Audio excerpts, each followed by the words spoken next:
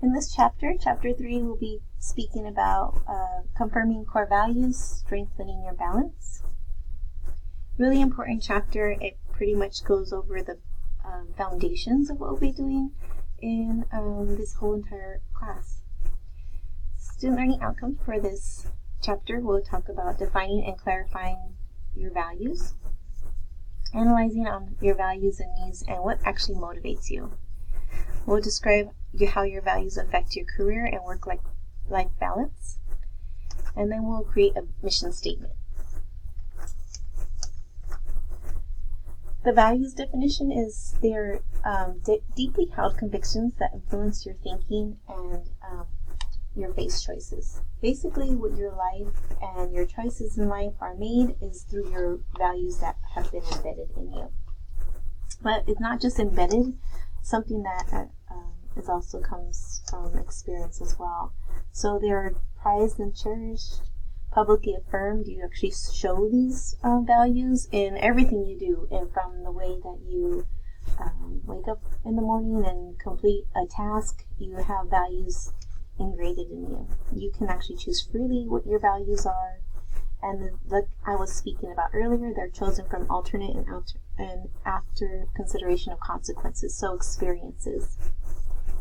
They're acted on, repeated, and consistently. In the activity for this week, the Focus 2 Careers, you actually can fulfill the assessment, values assessment, which I am letting you guys know that all of them should be fulfilled, but this one will help you to select your top 3. So if you look on the actual, here's the values assessment, and then you want to start mine. I already did mine, so this is just my example of mine. And then so I just chose my top 3 that I have that are my core values, and you have the others to choose from. These are the other faded ones. So we have prestige, interdependence, income. Those are innate.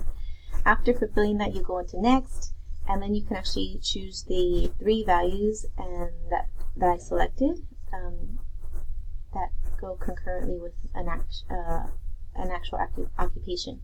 You can click it, and it will tell you how to become an architecture professor. I can't speak. And then I went down a little bit more, and then just scrolling through because it was alphabetized. One of my other top ones was actually what I have my bachelor's and master's in, so counseling psychology. Well, that's pretty impressive that came up actually under my values itself. Well, that's just the activity we'll go over this week, and you'll be completing is through the Focus 2 Careers. The needs and motivators will talk about Maslow's hierarchy of needs.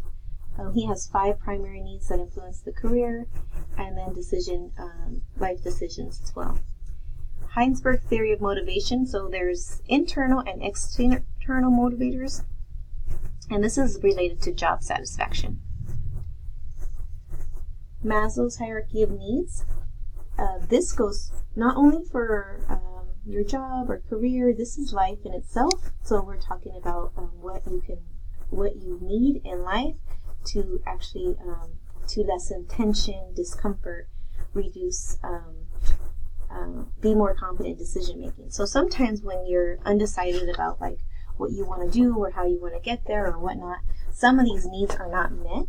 So that's why you can have some discomfort and not be confident.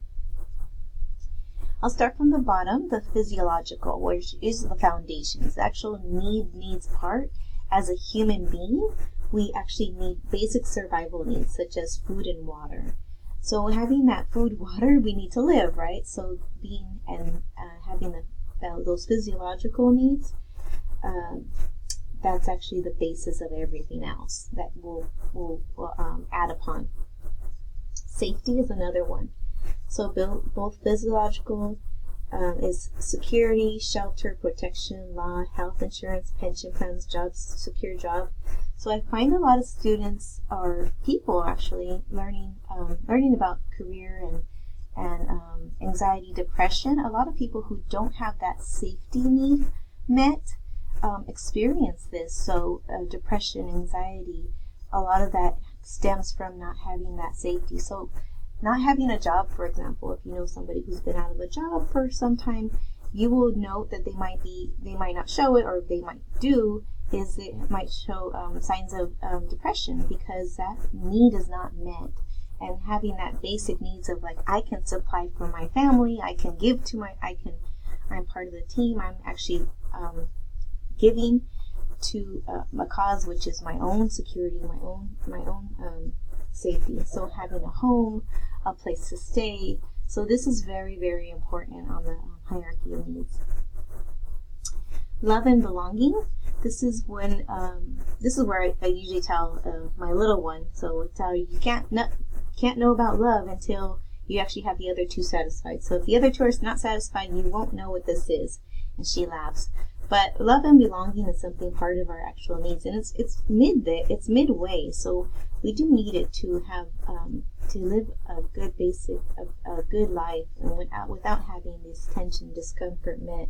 We do need that friends, belonging, affection, affiliation, relationships, love in general as human beings. So people can say, I don't need that, or you don't have the need maybe for love, but belonging we do, and we do have that need to belong and to have friendships and a companion. So that is something that is innate in us. Esteem, so self-esteem. We have the prestige, self-respect, competence, self-confidence, sense of self-worth. So having all of the first three ones here can lead on to, now I have confidence in myself. I have my food and water met. I'm eating. I have a safe place to go home at night. I have a good relationship with my friends. I have, and now I feel very confident in myself. And finally is the actual top is self-actualization.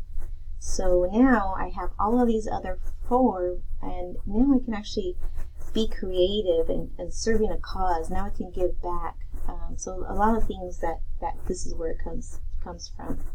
So people who are do altruistic acts, and they give back because they've already met all of these. So contributing to society. The Hinesburg Theory, it talks about the external and internal order of needs. So let's talk about the external, and actually goes along with and is related to Maslow's needs. So your physiological is going to be your job security, salary, benefits. So that's what I was talking about, like your physiological, like your basic, you need this to have. So you want job security.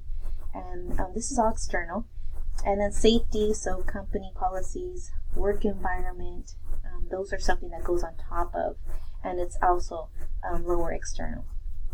Now something that's internal, so in ourselves, that is met is going to be belonging. So it's the advancement, so getting higher in your career, and self-esteem, so getting recognized. Just hearing a comment from my dean is really, really impressive, and them saying, like, you're doing a good job, or we're thankful to have you on our team, and just hearing stuff like that, it's good self-confidence. Self-actualization, achievement, and self-expression is actually the last and highest of the Hinesburg Theory motivation.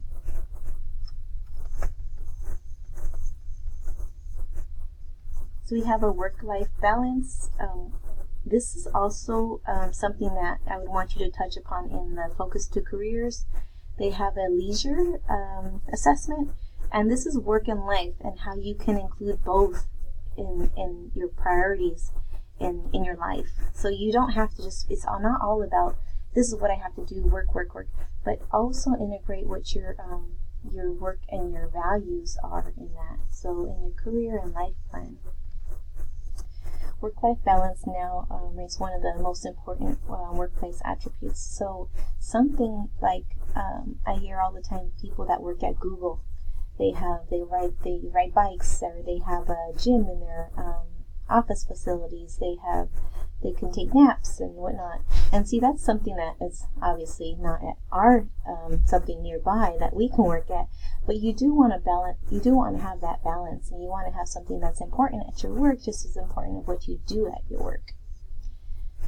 The studies that show that the balance of the individual is likely to work harder. So I was once a supervisor, and I did notice, and I am actually one of the lead counselors over Success Guides, and I do notice that if you acknowledge them and you give them a good and safe place to work at, they do work harder and they work good. So giving them that little bit of freedom where I trust that you will do your job and you'll do it good, that's all formulas for a good hard worker. So just an example. This is the leisure. So just like we were talking about, I was talking about the focus to careers, and you'll get to do the leisure assessment. This just goes over leisure activities, allow individuals to nurture creativity, self-expression, and personal growth. Leisure can counteract the negative effects of stress. So let's just give some examples of some leisure activities. Hiking, running, cycling, walking, working out. I mean, that's all like exercise activities, right? Well, I'm not that type of person. I always say I'm going to work out, but that doesn't happen, obviously. I'm not the only one. Sometimes we just don't have time for that. Another leisure activities for me is I like to walk around the mall and go shopping, but it's actually walking and actually having some personal growth time. Going to massage envy, stuff like that. These are little small things that they actually counteract the effects of stress if I am stressed out. So the values mission statement is an expression of your most important values put into action to achieve a goal. I usually have in-class students do this activity where we all make up our own mission statement. And this is not an activity I gave to you guys to do, but something that you always want to think about and ingrain in you is you want to put your most important values into action to achieve a goal. So for example, my most important values to me is to help others out and to guide them into what they want to do. So that's my goal, is for someone to achieve their goal. How funny, huh? My goal is for you to get to your goal. That's what my goal is. So everyone has it differently. So if you're a hairdresser, then your goal is to make them look as best as they feel and something like that. If you're a nurse, you want to make your patients feel warm and safe and make sure that they're getting taken care of. So some are just different than others. These are some of my favorite quotes that I wanted to put on. You can make it happen. One of the things I have on my desk is, if you can imagine it, you can achieve it. So that's something that I always I love to look at and think about, because if I always tell my students, if I can do it, then you can do it. And that's like something to me, I mean, they don't know until we actually talk and have a conversation that I was just like you. I began at community college. I went on to my bachelor's and my master's, but I started the same path that you're at now. Single mom, no assistance and nothing working. So just imagine that if someone like me can do it, then you can also achieve that goal. This concludes our Chapter 3 lecture, and so if you click on to the next one to cover over the Chapter